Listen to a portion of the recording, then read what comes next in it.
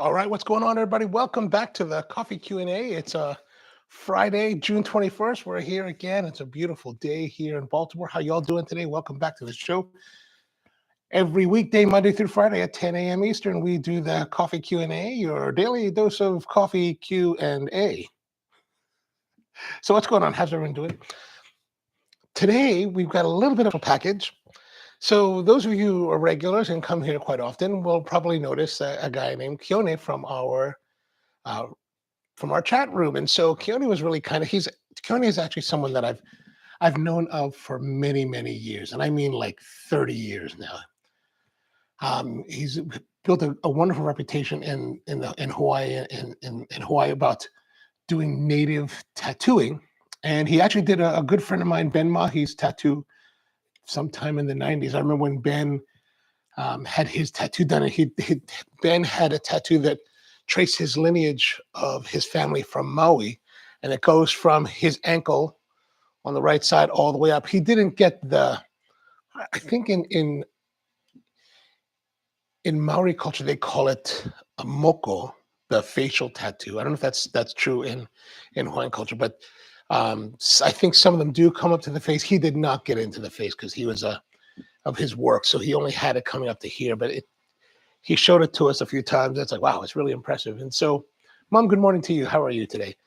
And so Keone started joining us a few months back, and he lives in Thailand now and was coming to Honolulu for what's called FestPac. And FestPac is this event that happens. It happened in Honolulu last weekend, all about Pacific Island celebrations and culture. And I think he was doing a bunch of tattooing there. There's actually some photographs on the internet of the work that he did. So really interesting. But he was really he's like, I'm going to send you some stuff from Thailand. Because especially since I guess we talked about some of the videos from the SCA, one of them was the ODZ video from which was kind of all these Thai products. He was like, I got some of those. I'm going to send them to you. And he was really kind enough to send me this package. And I was like, oh, it arrived yesterday. And I'm very excited. So really, really, thank you. Mahalo very much to you there, Keone. I really appreciate this. Let me get a knife. I thought I would share with all of you what we got. And then this will give us some things to play around with for future events or live streams.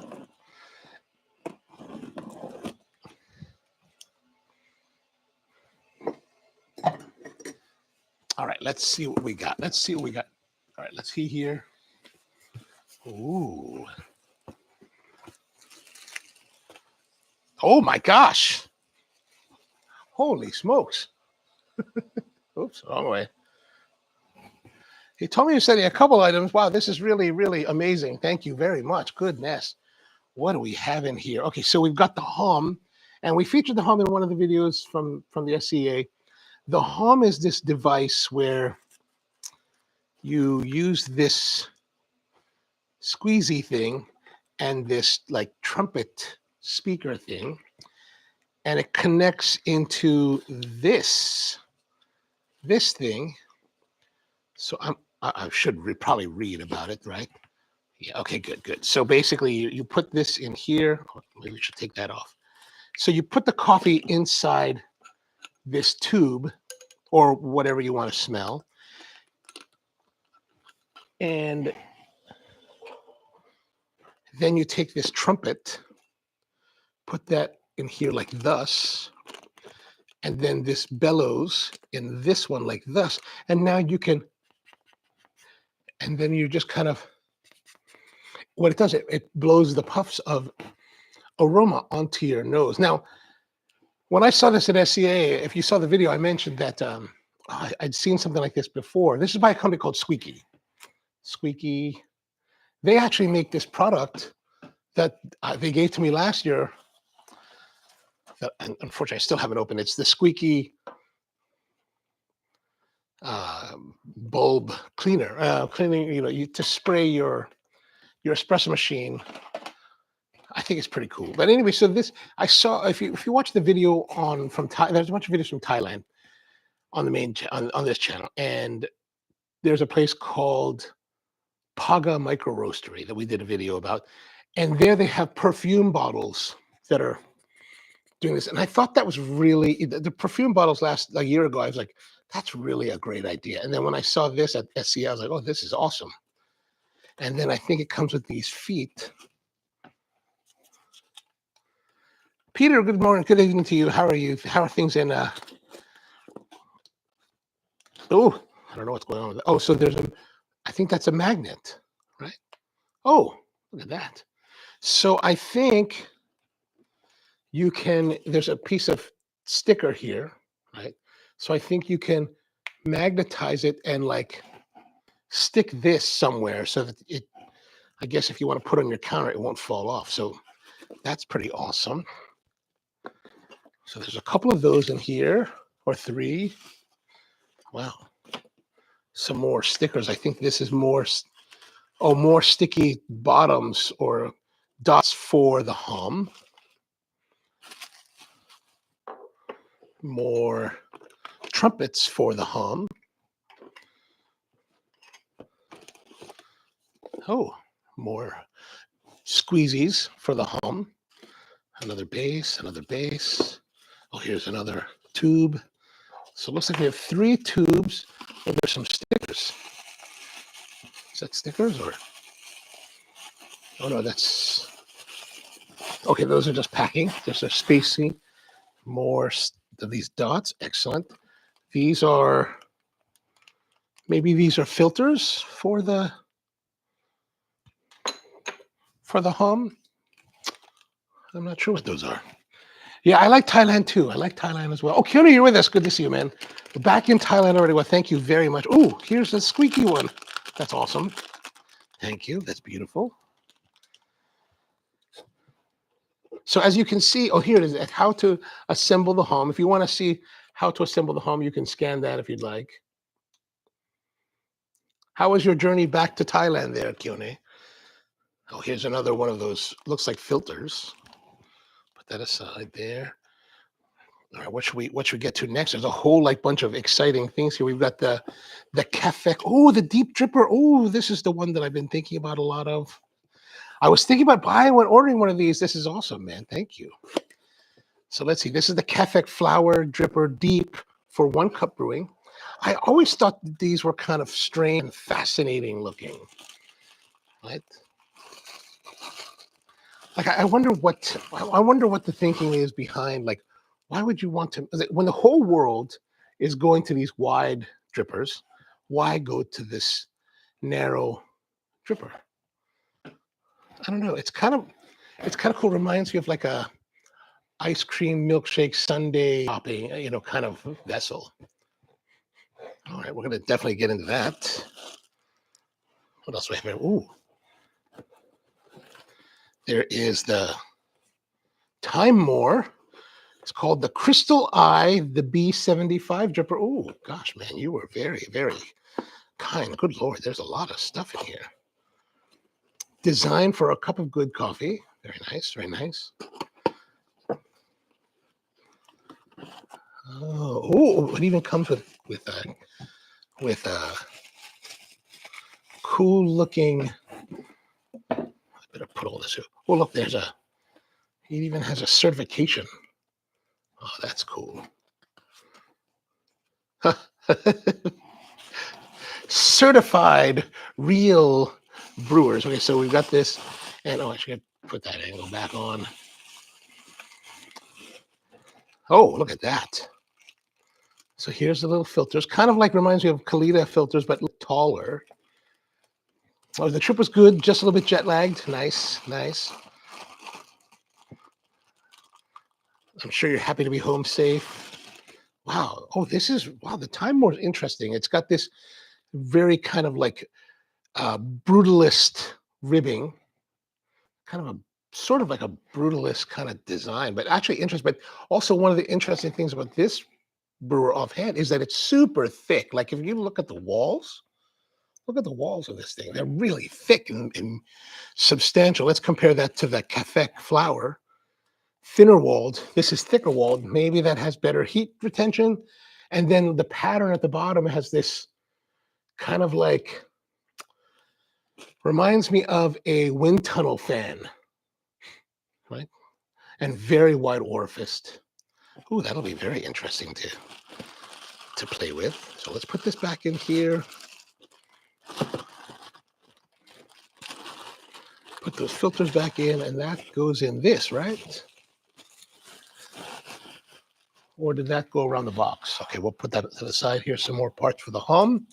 Ooh, deep filters, Abaca deep filters for the flour. Very nice, very nice. Ooh, cups. Ooh, ramekin cup sets. Oh, that's awesome in the Thai style. That's cool. All right, we're going to use that. Totsakan and Hanuman. Does it say the history? Oh, it does talk about the history a little bit, looks like. Totsakan and Hansuman agreed to take a truce for a while. Oh, I guess they're at war. They both transform their bodies with a pair, these words are very, very tiny. Like I'm having, I, I, I am reading it from this distance and I'm like, oh my gosh, I really need glasses. It's really terrible.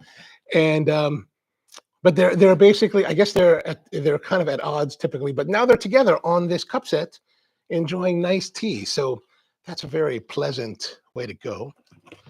And then now we have the Pegasus dripper. Look at this Pegasus. This is the big Pegasus. We have the small Pegasus, and this is the big one. Look at that. That's awesome. Ooh. Ooh, that's huge. It feels huge. Like, I mean, like it looks very big. Right? And like the smaller Pegasus, it also has a little bit of markings here on the side to show how much volume, I guess. 4, 5, 6, 7. I don't know what 4, 5, 6, 7 means on those hash marks, but more to play with. More to play with. More to play with. All right. Oh, one more piece. Oh, a couple more pieces. A little more filters for the hum. And then, ooh, this one.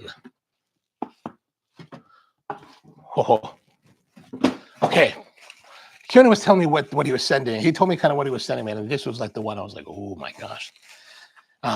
So when we were at the SCA and I was looking around at one of the, I like the Swiren really a lot. That was really one of the most exciting things I saw. But one of the other most exciting things that I saw was the OZD drippers that are made in Thailand. And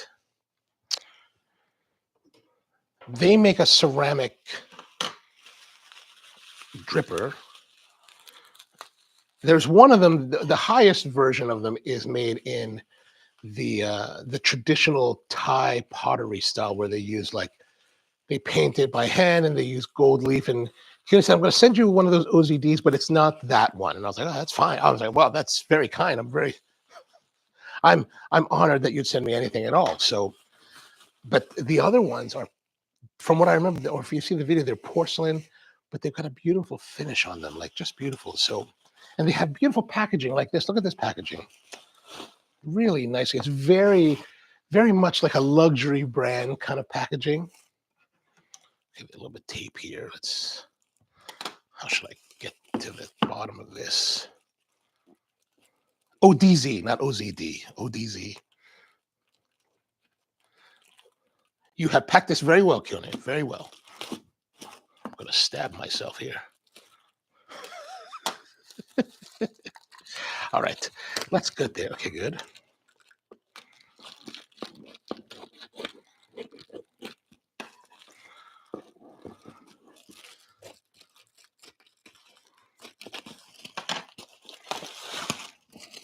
ODZ, nice. Yeah, like I said, so what I noticed at the show is that they had some of their boxes there, and it does have, to me, what I would say is very luxury style packaging. Like, look at this custom box container. So it says here, gently made in Thailand. Very nice, very nice. Okay, so I'm going to open this up, ODZ. So it just kind of lifts off like that. Oh, look at that. There's a little envelope here with a wax paper or wax stamp talking about the material and color. So material type of ceramic called bone china, which has the most strength, and we're able to produce the thinnest dripper while maintaining real white and translucent. There's also a card for problems and solutions, contacted area and air pockets. So I guess they're going to give us some theories on how the thing works. And then there's a coffee extraction graph. We'll get into that probably another day. There is some great stuff in this box there, Peter. I totally agree with you. Thank you very much, Keone. Really, this is really very generous. Okay, so there's okay, so nicely wrapped in here. Oh, I can take that off. Good. Here's something you might know. You probably don't know about me. I'm actually kind of anal about unwrapping gifts or unwrapping packages. Like, I want to cut everything, and I've never been one that was really into tearing everything apart. Like, that just seems too reckless, too wild, too much of a rebel, to do that kind of thing, or something like that. I don't know. Let's see here. Let's get into this. Oh, this is very well. I mean, it did travel from the other side of the planet. So, oh.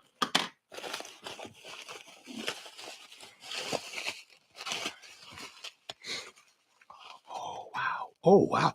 I never touched these or handled them when we were at the SCA. Wow, this is very nice. Look at that. This is kind of like baby blue. Actually, when I look at the reference monitor, the blue is really washed out from what I see on the monitor. It's actually this really the shade that I'm seeing on the reference monitor is a lighter shade than what I actually see with my eyes. This is a lovely baby blue, a shade lighter or two shade lighters than the Tiffany blue, but really nice. And like the feeling of these folds is very wavy. Wow, really, really pretty.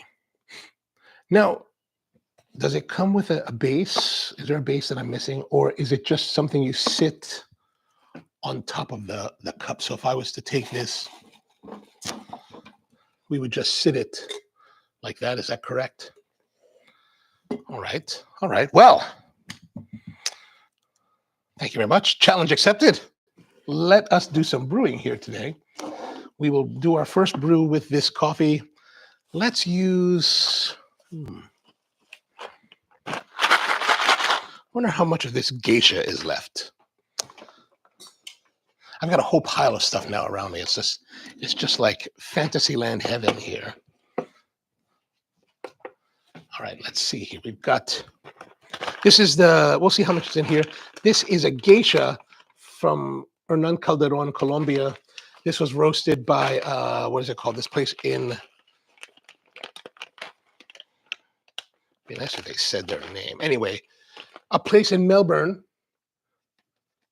that Pete Licata works at. And Pete gave this to me last year. This is a geisha, a wash geisha. So let's try that. I was told it just sits on the cup crab. Okay, perfect. George, good morning to you as well. Did you say that the ODZ is made? It does say in this card here that the ODZ is made from bone china in Thailand, gently made in Thailand. Let's see how much coffee is in here. Ooh, 23 grams. Beautiful. I just lost the bag. All right, let me go grab I need a filter. So we're going to use what I have available at hand is the Cafec. So since we have a Cafec dripper, we will use a Cafec filter. I mean, since one of the drippers we received is the Cafec, we'll use this one, the Abaca. Keone, does ODZ, do they make their own filters, or is that something that they don't make? All right, so let's have a look here. This is really, really pretty. Now, because the folds are so wide, I'm actually not so concerned about folding over the seam. I'm just going to stick it in here. Does that, maybe it needs more. So it seems, well, My initial thought was that it seems like it's wider than this feels comfortable going, but we'll find out. We'll find out. Let me get this ground up here. I've got all this stuff, so I can't give you the action cam today. I'm sorry about that for the grinder. The sound of the joy of grinding will just have to suffice for today's live stream.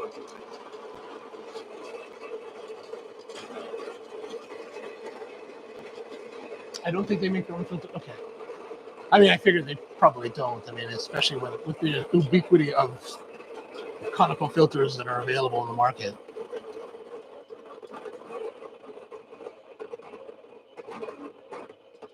But I'm really surprised at the lightness of it. It's not, there is still some, it's light and it's thin, but there's still some heft to it. So it's not like you're imbalanced by the way you're holding it.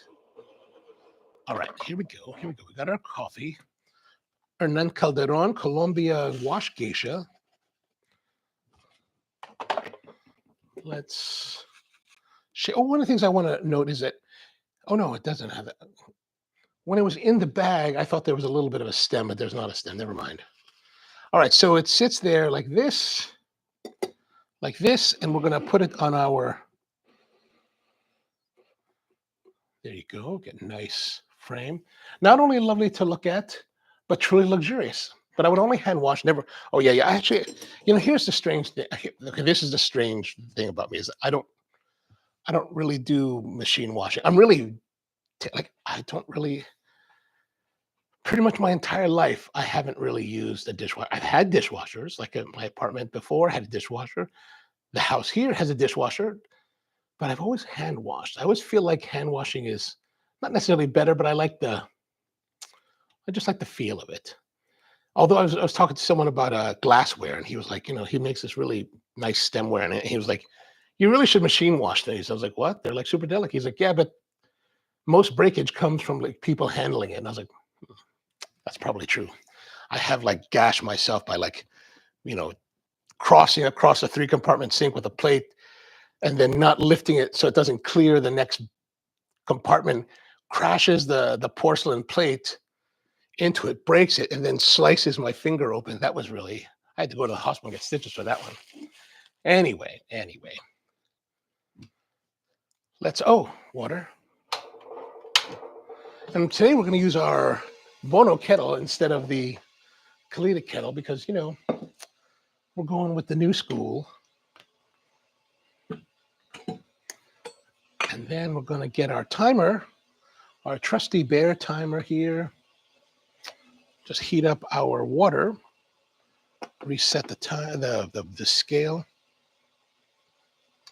Do I pre-wash the filter? I do not pre-wash the filter. Why? Because I've got a video about it, 2 of them even, where we go through. So the reason I don't pre-wash the pre-wet the filters is mainly because when it comes to bleach filters, there really is no need. And we did a video about 3 years ago where I took as many filters as I could possibly find and basically took them, put them into cups, poured hot water over them, let them soak for 4 minutes, pulled them out, and then tasted the water. The interesting thing is that prior to that point, everyone's like, oh, bleach filters are bad. Brown filters are unbleached, so they're good. The brown filters were the one that tasted the worst. Like you really had to push like 8 to 10 ounces through them in order to wash out that papery taste. And if you look at the video, the papery taste, you really can taste the papery taste in it. So since that time, I don't pre-wet the filters typically. There are, of course, going to be occasions when I do, like, for example, if I'm in a certain environment where if I'm trying to work, let's say we're outdoors and, there's wind and the wind could blow the dry filter away, then I'll hit it with water just to stick it on there. I'll also, when making an AeroPress, I use the inverted method. So I'll put the filter in the holder, hit it with a little bit of water just to make it stick. But otherwise, if I'm not using brown filters, like I have a box of brown filters upstairs in the kitchen that I've been trying to get through. So every time we use those, then I'll push a lot of water. But again, you're wasting a lot of water. So this is why I don't do that. But you could try it yourself, Peter. So take it just to prove it for yourself. Take your filter, put it in a boil some water, soak it in the hot water for like 4 minutes, and then taste the water. If there's a taste, then you probably need to wash your filters. But if not, then you don't. And if you want, you can watch the 2 videos they're like 3 years ago, so you have to go pretty far back. All right, so we've got our water.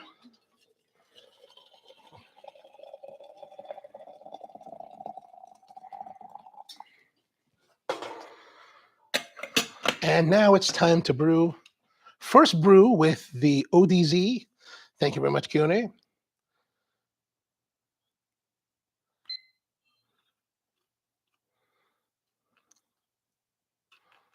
Oh, I've been using that Kalita all week, so now I'm having a hard time controlling this Oreo.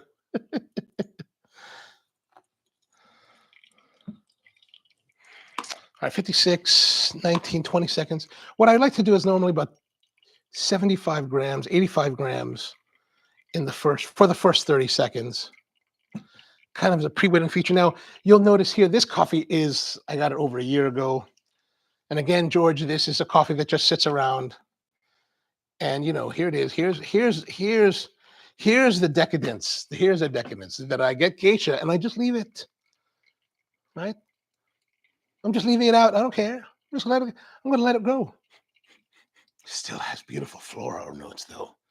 The wet aroma has very nice florality still. All right, in 1 minute, we're going to go a little bit more. Now, when you have fresher coffee that has more bloom, it's this whole like waiting makes sense. But since this is completely degassed, there's no blooming, so it just falls. So we're 144, 115, and the stream is starting to stop. So maybe with this coffee, I should go a little bit finer. I'd adjust it for finer the next time we brew it, but this is the end of it, so there is no more going back. I'd be interested to learn if ODZ has their own filter, since the one you're using seems not to fit that well.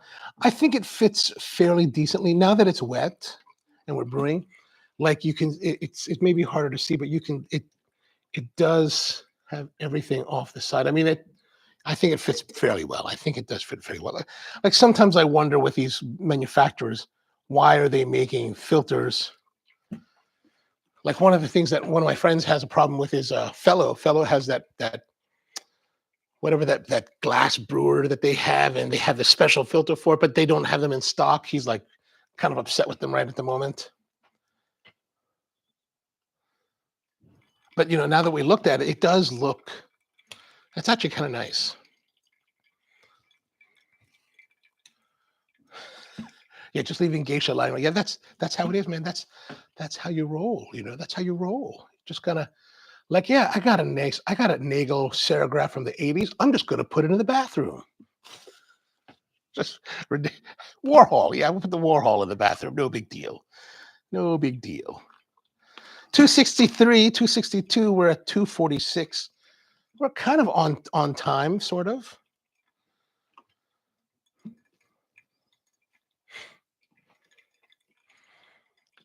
We're a little bit slow now. 3 minutes. We're only at 300 now. 3 minutes, 300.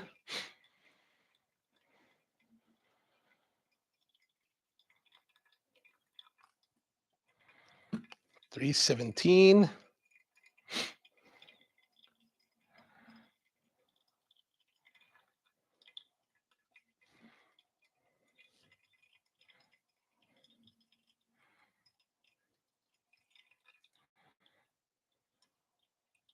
And coming up on 350. Perfect. All right, 350. I always try to return the water back to the big kettle, just so that we can keep all the water contained, and then I can let the pouring kettle dry out. All right, so there is. Did I not have that running that whole time?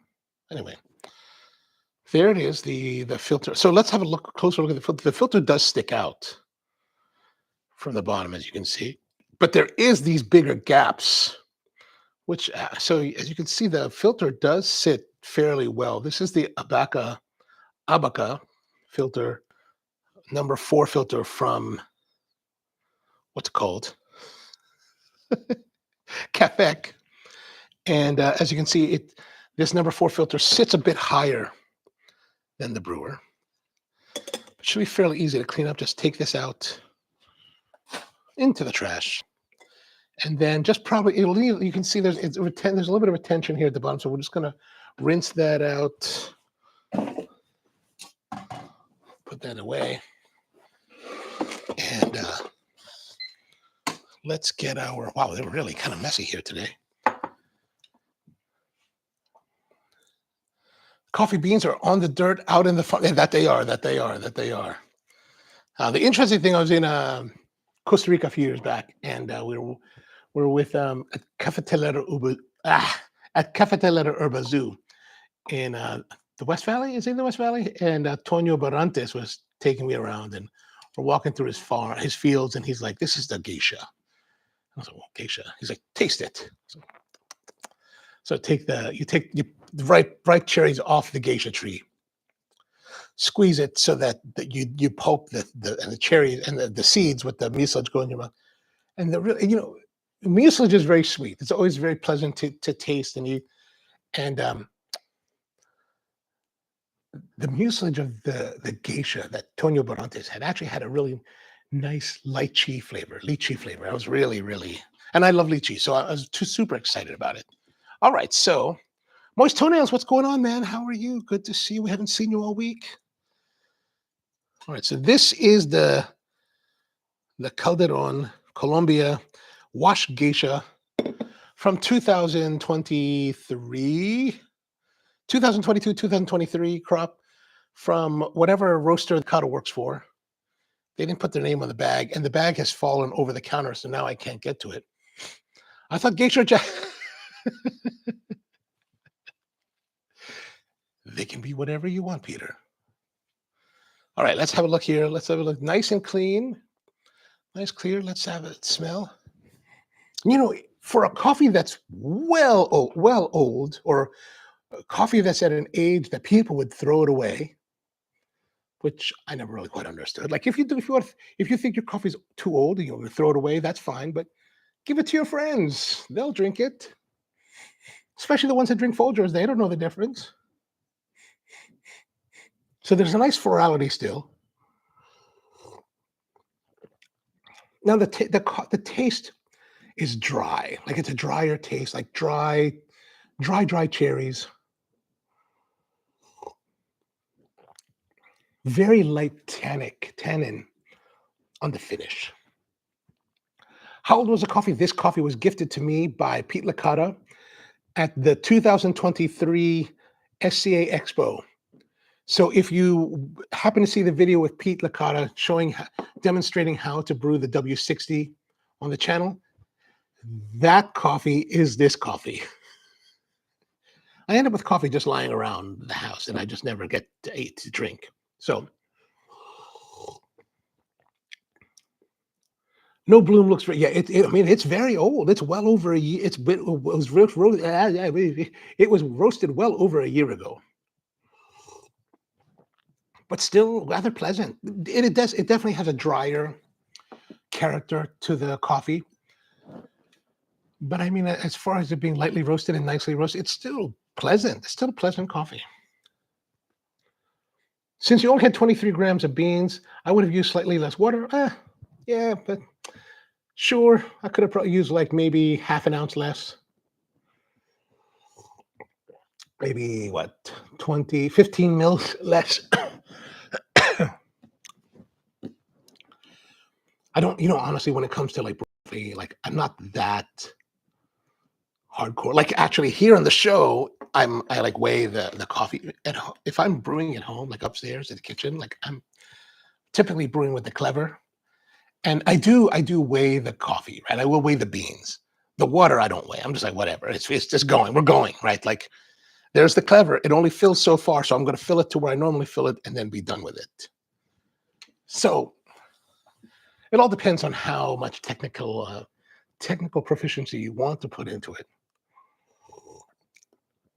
But it's certainly not the coffee that it was a year ago, but it's not terrible. Like it's not a bad, like it's an enjoyable, pleasant, fruity, dry fruitiness, floral, like floral on the nose,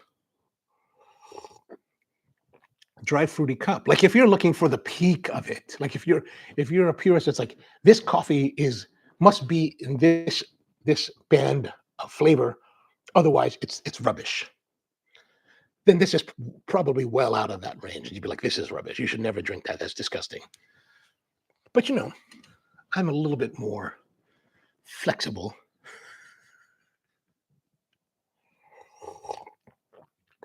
Like it's still pleasantly drinking. Like if I serve this to some friends, they would never know the difference.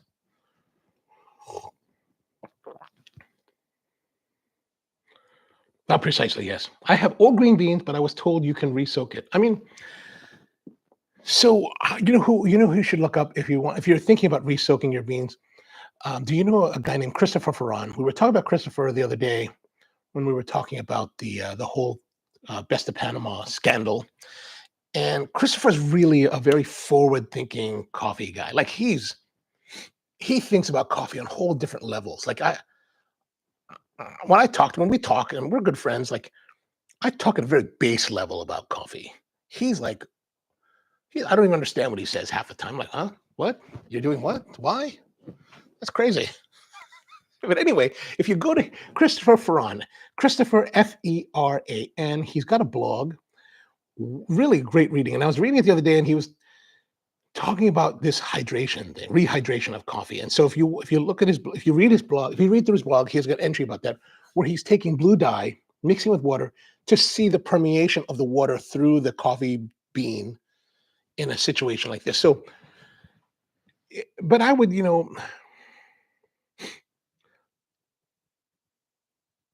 want hydration because we want to have certain yields, right? Like, of course, a grower would prefer to have higher hydration, like, you know, greater than 11%, because then you have greater weight. It takes less beans to fill a 70-kilo export bag than it would if the coffee was at 10%. But the whole other side of it is that the higher and the moisture content you go, the greater susceptibility to mold and bacterial growth and all this kind of deterioration of the coffee, which is very bad. But if you have access to a moisture meter, you might want to give it a try and see what is the moisture content of the coffee that you're thinking about roasting. And deciding from there, do you really want to go through the rigmarole of rehydrating the coffee or whatever? And you might just want to go for it. Or if you have a small enough roaster, might not hurt to roast 50 grams or 60 grams of it just to see, like, how does it taste? How does it perform? And then decide, maybe I need to rehydrate.